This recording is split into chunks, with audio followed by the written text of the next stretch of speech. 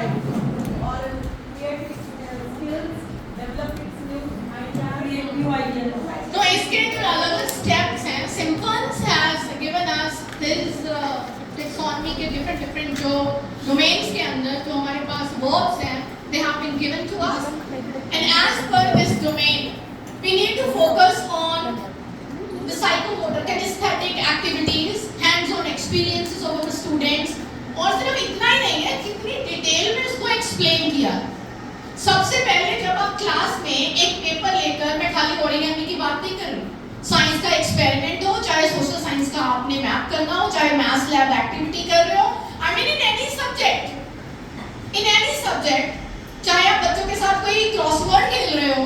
Languages कर रहे हो, कोई भी any subject,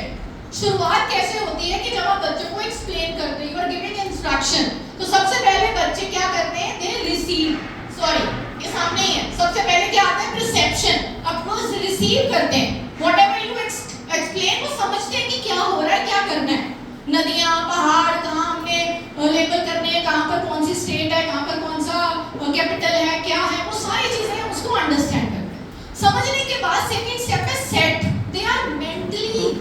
they are physically ready to do that, कि हाँ मैं ऐसा कर सकता हूँ, ये मेरे लिए एज अप्रोप्रिएट है, आई कैन डू इट, मतलब मैं कर सकता हूँ, कोई ऐसी चीज नहीं है कि जो मेरी सोच से परे है,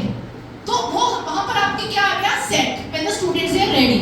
उसके बाद में आता है गाइडेड रिस्पांस, टीचर एक एक स्टेप करके उनको बताता है, इन्होंने यहाँ ओरिगेमी की एग्जांपल, पेपर ऐसे फोल्ड करो, मेक 2 फोल्ड्स, फिर ऐसे करो, बच्चे साथ साथ में फॉलो करते हैं। ऐसे ही आप उनको बताओगे, बेटा पहले पिपेट लो, प्यूरेट लो, उसमें ये करो, उसमें वो करो, साइंस का एक्सपेरिमेंट हो गया, चाहे आपने मैथ का बताया, यू हैव एक्सप्लेन, तो बच्चा साथ साथ क्या कर रहा है, फॉलो कर रहा है, सेम चीज रिपीट कर रहा है, the child is imitating the teacher, got it.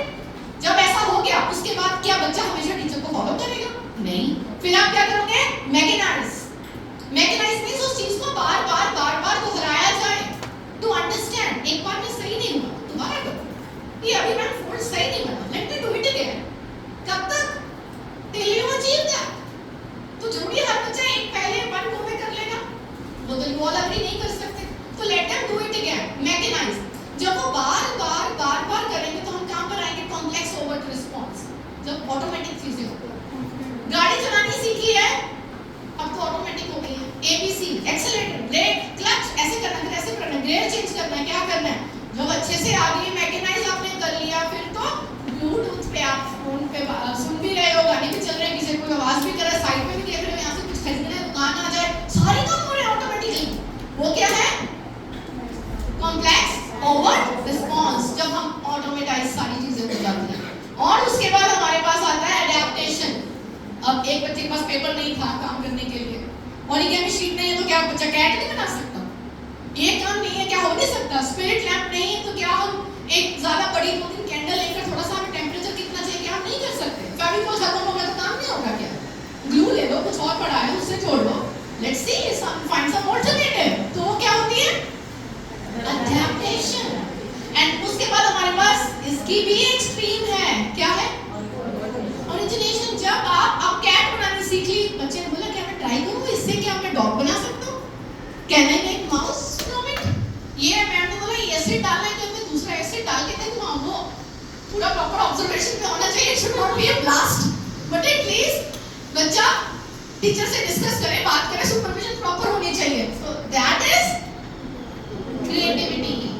Benjamin Franklin has said once, school में हमने जो कुछ सीखा है, हमने जो कुछ पढ़ा है, जब हम वो सब कुछ भूल जाते हैं, उसके बाद हमें जो याद रहता है वो शिक्षा है। अग्री है ना, किसी को फॉर्मूला नहीं याद, किसी को कुछ नहीं, पर हमें जो चीज याद रहेगी कि ऐसे करना है, वही असल शिक्षा है। तो हमें इस शिक्षा को ऐसे देना है कि बच्चा सब भूल जाए तो भी उसको वो याद रहे। हमने वो वाली शिक्षा देनी है जो भूलने के बाद भी याद रहे। ठीक है, लाइफ। Thank you.